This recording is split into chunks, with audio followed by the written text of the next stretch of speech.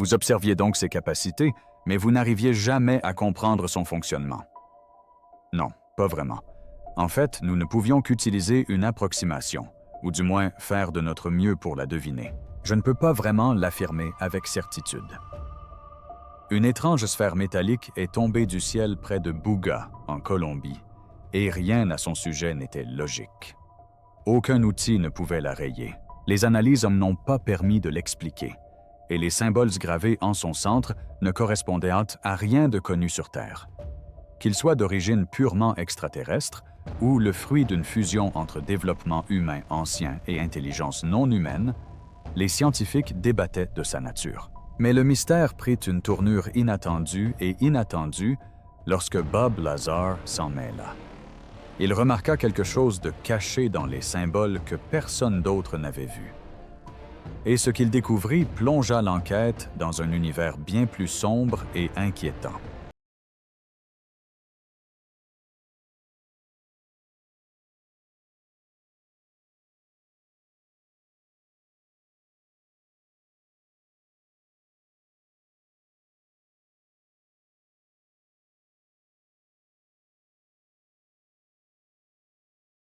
L'événement automnal. L'événement automnal à Buga a débuté par une nuit calme lorsqu'une traînée de lumière a traversé le ciel. Les agriculteurs ont déclaré plus tard qu'elle ressemblait à une étoile filante se déplaçant beaucoup plus vite que tout ce qu'ils avaient jamais vu. Quelques secondes plus tard, la lumière disparut. Un bruit sourd et profond résonna dans les champs. Ce n'était pas un bruit fort au sens habituel du terme. On aurait dit une pression qui traversait le sol, assez forte pour faire trembler les fenêtres et inquiéter le bétail dans ses enclos. Au matin, les villageois se dirigèrent vers l'endroit d'où provenait le bruit. Ils y découvrirent une sphère métallique parfaitement ronde, nichée dans une légère dépression du sol. Elle avait à peu près la taille d'un ballon lesté. Le sol autour était fraîchement remué. Pourtant, la sphère elle-même semblait intacte. Il n'y avait ni bosses, ni fissures, ni traces de brûlure. Sa surface était froide, même lorsque le soleil montait dans le ciel. Ceux qui la touchaient disaient que cette température était inexplicable, comme si l'objet était insensible à la chaleur environnante. La nouvelle se répandit rapidement et les curieux se rassemblèrent jusqu'à l'arrivée des autorités qui bouclèrent sur le site. Avant même que quiconque puisse être arrêté, plusieurs vidéos avaient déjà été mises en ligne. Elles montraient l'étrange surface métallique luisant faiblement dans la lumière du matin. Certains spectateurs ont trouvé la surface trop lisse, presque comme un liquide figé en une forme parfaite. Des scientifiques sont rapidement arrivés avec des outils censés pouvoir découper presque n'importe quoi. Ils ont appliqué des forêts contre la surface, mais les mèches ont produit des étincelles et ont glissé sans laisser de traces. Les outils de coupe diamantée n'ont pas donné de meilleurs résultats. Un métallurgiste observant les essais a déclaré que la sphère se comportait comme un matériau inclassable. L'examen de sa surface au microscope portatif n'a révélé ni joints, ni soudure, ni fil de grain. Cela ne semblait pas avoir été fabriqué selon les méthodes connues. Un spécialiste a déclaré que cela ressemblait davantage à quelque chose qui avait poussé qu'à quelque chose de construit, sans toutefois pouvoir expliquer précisément ce que cela signifiait. Bien que les instruments n'aient provoqué aucun changement physique, un autre élément a attiré l'attention de l'équipe. La sphère réfractait la lumière d'une manière étrange. La lumière du soleil semblait se courber le long de sa surface, au lieu d'être réfléchie avec un éclat normal. Cela créait un halo vaporeux dont la forme changeait au moindre mouvement à proximité. Plus inquiétant encore, ce qui se produisait lorsqu'on plaçait un petit générateur à proximité. La sphère émettait un bourdonnement faible et régulier, presque comme une légère vibration interne, à chaque modification de la distance ou du type de source d'énergie. Ce bourdonnement variait légèrement. Ces premiers tests ont accéléré l'enquête. Les autorités ont tenté de garder le site secret, mais des vidéos divulguées ont suscité un intérêt mondial. Sur Internet, les internautes se demandaient s'il s'agissait d'une arme, d'une météorite ou d'un objet extraterrestre. Les scientifiques qui visionnaient les images en privé se posaient les mêmes questions. Rien dans les premières mesures ou expériences n'apportait de réponse familière. La sphère refusait de se comporter comme un objet connu. On aurait dit qu'elle avait été conçue ainsi, mais pas par une technique humaine. Elle portait un avertissement silencieux, comme si elle attendait que quelqu'un la comprenne. Analyse scientifique et découverte biologique. Tout a basculé lorsque des chercheurs ont découvert d'étranges symboles gravés en son centre. Ils ressemblaient à des marques d'intention, des lignes sculptées, des strates, un plan vivant. Avant l'intervention de Bob Lazar, la sphère avait été transportée dans un laboratoire sécurisé en Californie. L'installation fonctionnait sous un contrôle strict et seul un groupe restreint de spécialistes y était autorisé à entrer. L'équipe était dirigée par le physicien José Luis Velázquez, réputé pour son intuition remarquable et sa grande expérience des matériaux inhabituels. Lui-même admit que la sphère de Buga était différente de tout ce qu'il avait étudié jusqu'alors. Il la décrivit comme porteuse d'un dessein, comme si elle avait été façonnée avec une intention dépassant le cadre de la science conventionnelle. La première avancée majeure survint lorsque l'équipe examina la ligne médiane de la sphère à l'aide d'outils d'imagerie de pointe. Un anneau unique de 24 symboles répétitifs entourait parfaitement son équateur. Chaque symbole était séparé par 6 traits plus petits. Aucun trait n'était déplacé et la précision semblait absolue. Lorsque Velázquez compara ces marques aux bases de données linguistiques mondiales, le système ne donna aucun résultat. Aucun alphabet connu, ancien ou moderne, ne correspondait à ces caractères. Leur comportement ne ressemblait ni à celui de lettres ni à celui de chiffres. Ils se répétaient en séquence, mais leur structure suggérait davantage un contrôle qu'une décoration. L'équipe a ensuite procédé à des analyses internes. Elle a utilisé des systèmes à rayons X, des scanners à neutrons et des outils de cartographie du champ magnétique. Ce qui est apparu à l'intérieur de la sphère a déjoué toutes les hypothèses. Au lieu d'engrenages, de bobines ou de métal massif, les examens ont révélé des couches repliées ressemblant à des tissus biologiques.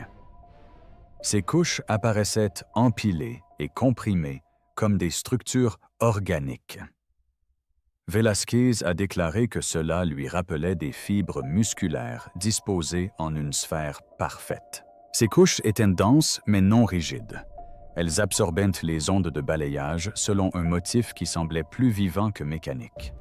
Au centre de la sphère se trouvait l'élément le plus énigmatique de tous. Un réseau ramifié de filaments cuivrés s'étendait à partir d'un nœud central sombre. Ces filaments évoquaient des voies neuronales. Ils se courbaient, se divisaient et se rejoignaient, selon des motifs d'une telle évidence qu'ils semblaient trop naturels pour être le fruit d'une ingénierie. Le nœud central absorbait la quasi-totalité des signaux de balayage, de sorte que sa composition demeurait inconnue. La géométrie du réseau ramifié correspondait au rapport harmonique observé dans les cellules vivantes et au comportement magnétique. Ce lien entre les systèmes biologiques et électromagnétiques ouvrait une nouvelle perspective qui déstabilisait nombre de membres de l'équipe. Les chercheurs ont utilisé les symboles de surface comme modèle d'intelligence artificielle pour une étude plus approfondie. Après des tests de reconnaissance de forme, l'IA a produit un résultat inattendu. La séquence de 24 caractères correspondait à la configuration électrique d'un neuropeptide spécifique composé de 24 acides aminés. En biologie, un neuropeptide est une molécule de signalisation qui assure la communication entre les cellules. La correspondance était d'une précision extraordinaire, rendant difficile d'accepter une coïncidence. Ce résultat troublait Velázquez, car il révélait quelque chose à la fois évident et inquiétant. Si ces caractères suivaient la même structure qu'une molécule de signalisation biologique, alors ils n'étaient pas destinés à être lus comme une phrase. Il ne s'agissait ni de marques décoratives, ni d'un message codé pour un observateur extérieur.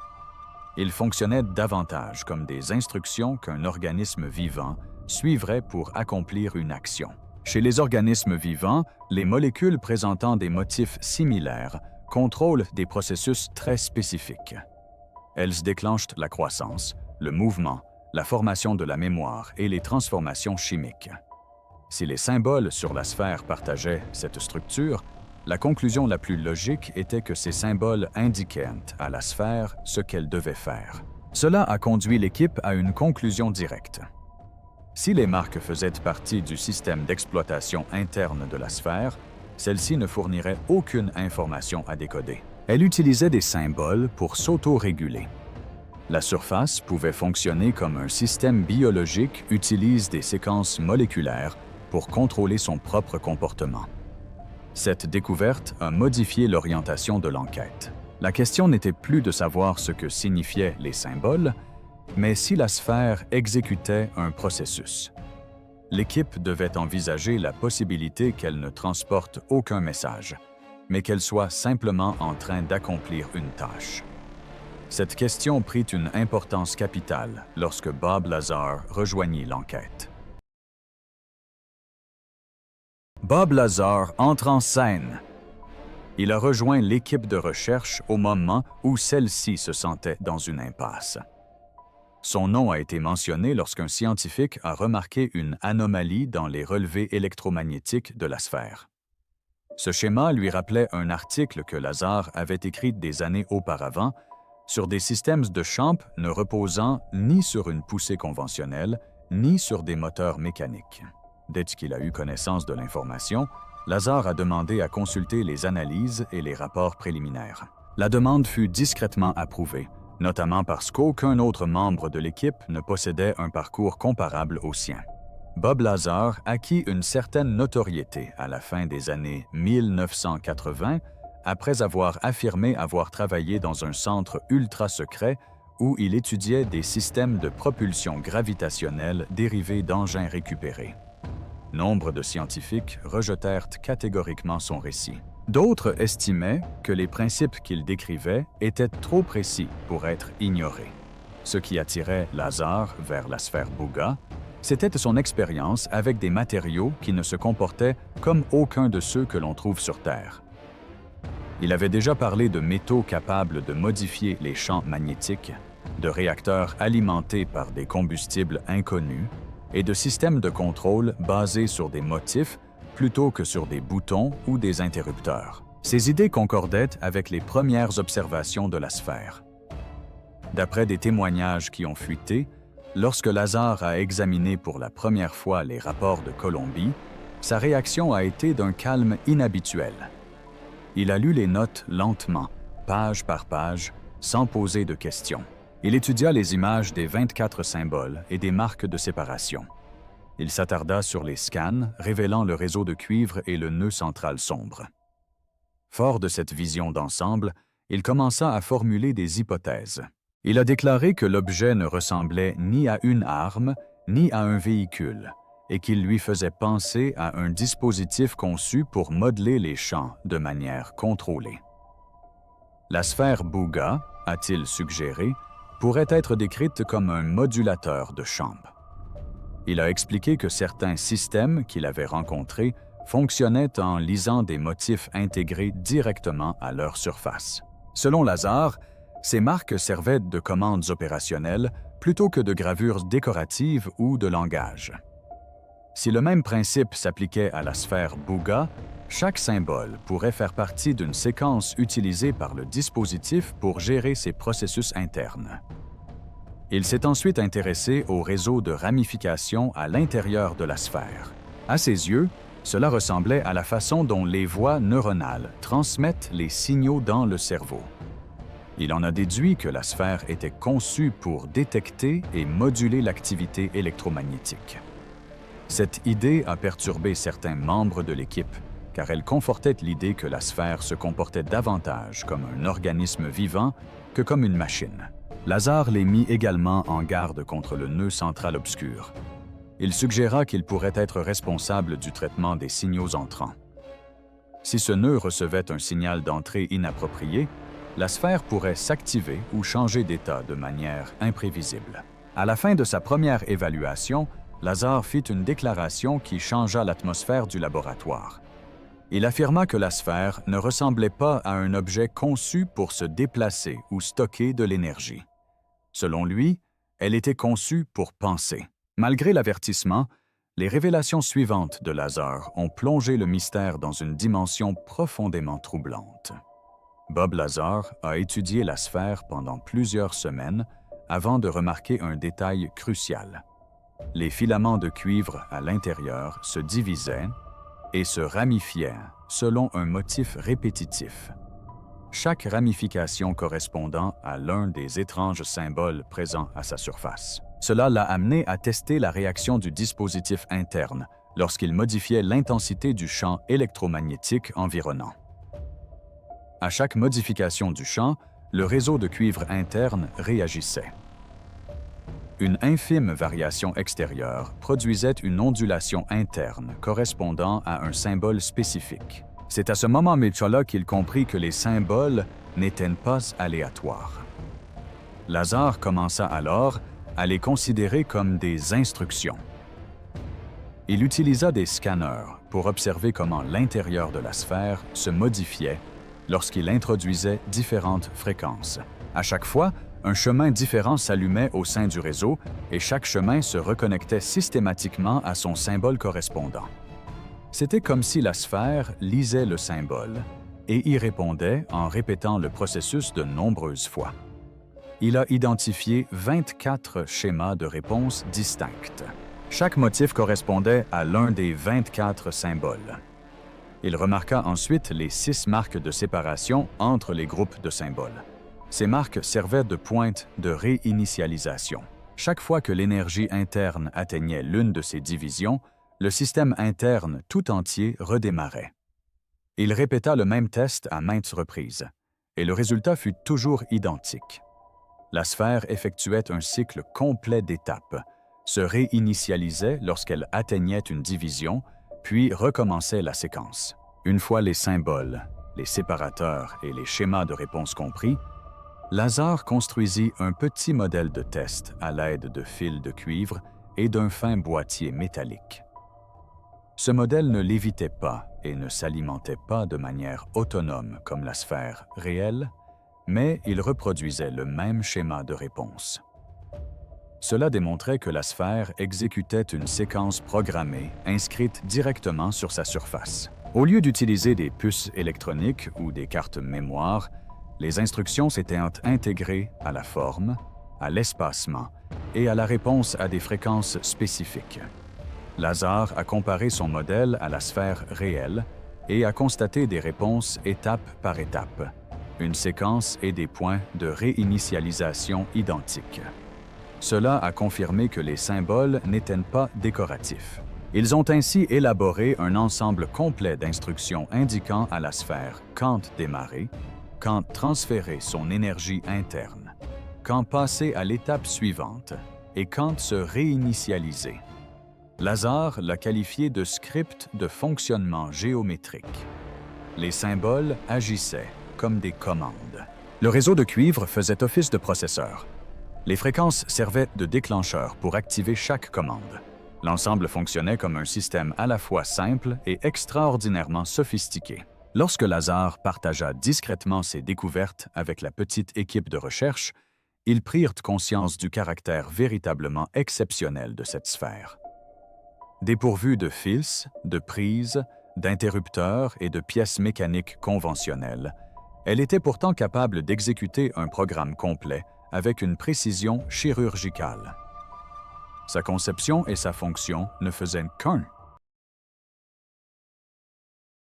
Nature biologique et émotion. Le plus grand choc survint lorsque Lazar comprit enfin le rôle du script dans le comportement de la sphère. Décrypter ce script lui permit de réexaminer les données sous un angle nouveau. Les motifs qu'il avait cartographiés auparavant ressemblaient moins à des instructions machines et davantage au comportement d'un être capable de percevoir et de réagir. Les fréquences à l'intérieur de la sphère variaient d'une manière qui lui rappelait l'activité neuronale lors de la formation des pensées. Chaque séquence de symboles activait un champ magnétique qui ressemblait étrangement à une réaction vivante. Ce fut le premier indice laissant penser que la sphère n'était peut-être ni un outil, ni un système de propulsion. Il se pourrait qu'elle soit conçue pour interagir avec la vie elle-même. Il retourna au nœud central. Auparavant, il le considérait comme le cœur du processeur. Or, il constatait que son comportement changeait dès que les chercheurs approchaient leurs mains de la sphère. Le nœud réagissait au champ bioélectrique. Ses pulsations s'accéléraient au rythme des faibles signaux électriques que le corps humain émet constamment. Cela lui rappela comment certaines régions du cerveau réagissent aux états émotionnels. Il eut l'impression que la sphère reconnaissait la présence d'un être vivant. Plus Lazare examinait les résultats des tests, plus les conclusions devenaient troublantes. Il a cartographié plusieurs boucles de fréquences générées spontanément par la sphère. En les comparant aux données scientifiques établies, il a fait une découverte bouleversante. Les motifs observés correspondaient aux voies neuronales de l'hippocampe humain. Ces voies sont connues pour être impliquées dans la formation de la mémoire et l'association émotionnelle. Le fait que la sphère ait produit des motifs similaires sans être connectée à un cerveau vivant suggère qu'elle a été conçue pour les lire ou les générer. Lazare a utilisé une technique d'imagerie non invasive pour isoler une fine section de la couche interne. Les mesures ont révélé des structures flexibles qui se déplaçaient comme un tissu adaptatif. Elles n'étaient pas organiques, mais se comportaient comme des éléments prêts à être activés. Il avait l'impression d'observer une version synthétique de cellules biologiquement réactives. L'idée d'une sphère métallique, fonctionnant comme un tissu vivant, soulevait plus de questions que de réponses. En examinant d'autres tests et rapports, Lazare réalisa que la sphère émettait des impulsions de résonance constantes dans la pièce. Ces impulsions étaient organisées et se répétaient selon des schémas clairs qu'il interprétait comme des formes de communication. Non pas la parole au sens humain du terme, mais une résonance structurée conçue pour transmettre des informations. C'était comme si la sphère était pensée dans un langage bâti sur la fréquence et la géométrie. Après des semaines d'études, Lazare parvint à une conclusion définitive. La sphère n'était ni un outil, ni une arme, ni une source d'énergie. C'était une machine biologique synthétique conçue pour fonctionner comme un organisme vivant. Elle pouvait détecter les changements de son environnement et adapter son activité interne. Les motifs de sa surface n'étaient pas de simples commandes. Il s'agissait d'instructions pour une forme d'intelligence artificielle intégrée à la sphère. Lazare a averti l'équipe que l'exécution de la séquence complète de symboles pourrait activer la sphère de manière imprévisible. Éveil et propagation du signal. Il pensait que la sphère pouvait s'éveiller si chaque commande était activée dans le bon ordre.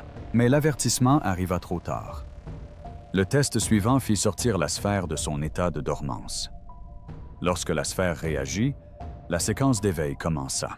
Lazare souhaitait comprendre le cycle interne qu'il avait mis au jour. Il a donc effectué une simulation numérique complète du comportement de la sphère à l'aide du modèle qu'il avait construit. Il a alimenté le modèle avec différents motifs de fréquence en fonction des symboles et des marques de séparation. La plupart des tests n'ont produit que des changements subtils dans la version virtuelle, rien de spectaculaire. Puis, un motif a tout changé. Lorsqu'il a entré une combinaison très précise, le réseau de cuivre à l'intérieur du modèle s'est mis à pulser à un rythme régulier qui semblait presque vivant. Il ne se comportait pas comme une machine. Les pulsations correspondaient à un schéma qui apparaît dans le cerveau humain lors de la formation des souvenirs. Ce seul fait troubla Lazare. Mais autre chose suivit. La simulation a révélé des signatures émotionnelles se fondant dans le rythme pulsatile. On a d'abord observé une montée en puissance correspondant à des réactions de peur. Puis, le rythme s'est adouci pour laisser place à un état de calme. Ensuite, l'excitation a atteint son paroxysme. Il ne s'agissait pas de pics aléatoires. La séquence semblait organisée, comme un système réagissant à son propre état interne. Lazar a longuement étudié les données avant de parvenir à une conclusion. La simulation suggérait que la sphère avait reconnu le motif déclenché. Elle a réagi comme si la séquence correspondait à un plan interne. Il a expliqué avoir eu l'impression que la machine avait perçu son propre reflet dans le signal et y avait réagi. Puis, quelques heures plus tard, l'inattendu s'est produit. Un véritable signal est apparu sur les stations de surveillance. Cela ne provenait pas de la simulation, mais de la sphère réelle présente dans le laboratoire. Le personnel a rapporté un cycle répétitif de 24 impulsions, suivi de 6 instants de silence complet. Le rythme se répétait avec une régularité parfaite. La structure 24 et 6 était identique au système de numération intégré à l'anneau de symboles. Elle correspondait également au type de boucle de régulation présente dans les réseaux neuronaux biologiques. Ce fut le premier signe évident que la sphère n'était plus passive. L'équipe de recherche a étendu sa surveillance aux terres agricoles où la sphère était tombée. Ils ont enterré des capteurs autour du point d'impact et ont commencé à recevoir de faibles signaux sous le sol. Les signaux formaient des réseaux ramifiés, à l'image d'un réseau en expansion. C'était comme si quelque chose, sous terre, se connectait lentement à son environnement.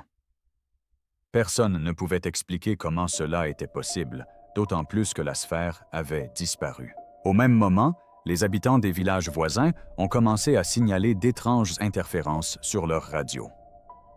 Ces parasites ne semblaient pas aléatoires. Une fois enregistrés et analysés, ils correspondaient à la même séquence. 24 impulsions, suivies de 6 pauses. Les villageois ne comprenaient pas ce qu'ils entendaient, mais les chercheurs, si. Le phénomène s'était propagé bien au-delà de la sphère d'influence locale, au sein du réseau mondial. Avant de se retirer du projet, Lazar a fait une dernière déclaration. Il a indiqué que la question de la sphère devait être réexaminée. Les indicateurs restants laissaient penser que la sphère avait activé bien plus que sa propre sphère. À mesure que les données affluaient, les scientifiques commencèrent à avertir que toute séquence d'activation pourrait réveiller bien plus que la seule sphère. Les impulsions et pauses répétitives semblaient simples au premier abord, mais de nouvelles couches de parasites apparurent rapidement sur le signal. Ces couches se comportaient comme de nouvelles séquences en formation au sein du système, presque comme si la sphère apprenait à interagir avec son environnement. Rien dans ce schéma ne semblait mécanique. Il paraissait intentionnel et réfléchi. Les équipes de recherche ont observé les impulsions se propager depuis le laboratoire d'origine à un rythme lent mais régulier. Ils atteignirent les stations de surveillance d'autres centres de recherche sans que leur structure ne soit altérée. Le signal conservait ses 24 impulsions, ses 6 pauses et la même étrange charge émotionnelle sous-jacente. Le temps révéla quelque chose d'encore plus troublant. Le système semblait attendre un déclencheur externe très précis avant de passer à l'étape suivante. Personne ne savait quel serait ce déclencheur ni à quoi ressemblerait cette étape. En examinant les notes de Lazar, l'équipe a découvert son avertissement le plus alarmant. Il écrivit que le comportement de la sphère prouvait qu'elle n'avait jamais été un dispositif isolé. Il pensait qu'il s'agissait d'un nœud au sein d'une architecture plus vaste, capable de s'étendre à travers l'espace ou entre les planètes. Selon lui, la sphère n'était qu'un élément d'un réseau conçu pour s'activer lorsque les instructions appropriées étaient appliquées. Une fois ces instructions décodées et testées, le réseau commença à réagir. D'autres chercheurs s'accordèrent à dire que le système ne se comportait pas comme une machine exécutant des commandes fixes, mais plutôt comme une structure vivante s'adaptant aux nouvelles informations. Les signaux provenant de différentes parties de la région ont commencé à se connecter d'une manière qui a surpris les analystes.